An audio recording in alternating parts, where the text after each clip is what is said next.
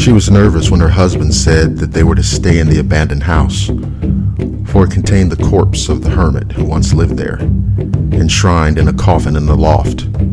It was an old custom and one no longer popular among the Iroquois people, but the hermit had insisted upon it before his death. There was good hunting in this place, her man had declared, and so they moved in, and she unpacked their few belongings in the front room, refusing to go up into the loft where the hermit's body lay. When her husband left to hunt, she immediately put her daughter in the sling on her back and went to look for roots and berries, staying away until her husband returned with the meat. As she prepared the evening meal for them, her husband, tired from his hunting, climbed up into the loft to rest. The hut soon filled with the delicious smell of roasting meat. She was sorting through the berries when she heard a muffled cry and the crunch of breaking bones. As she stared upward, frozen in horror, blood started to drip from the rafters.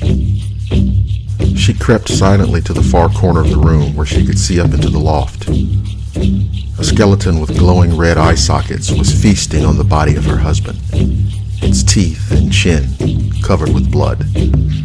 Her daughter stirred restlessly at her back, and she knew that she had to get away immediately. "I'm going to run down to the stream to fetch water for the broth," she called toward the loft. "I will be right back." She took the pail and walked toward the stream, trying to appear normal. As soon as she was out of sight among the trees, she started to run as fast as she could. She heard a terrible howl from the direction of the house as the creature heard them escaping and started to pursue. The young mother stumbled desperately through the woods, the creature's howls growing closer as it pursued them.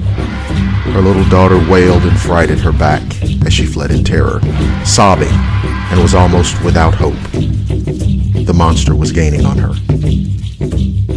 In a last act of despair, she shouted the Iroquois distress cry, hoping someone would be near enough to hear it.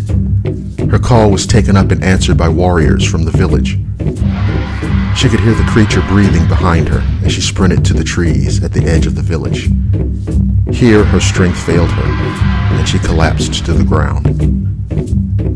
Just before the monster could pounce on them, a party of warriors burst through the gates of the village, chasing the skeleton away. They swung their torches wide, and the skeleton retreated farther into the woods. The warriors chased the creature back to the hermit's house and set fire to the cabin.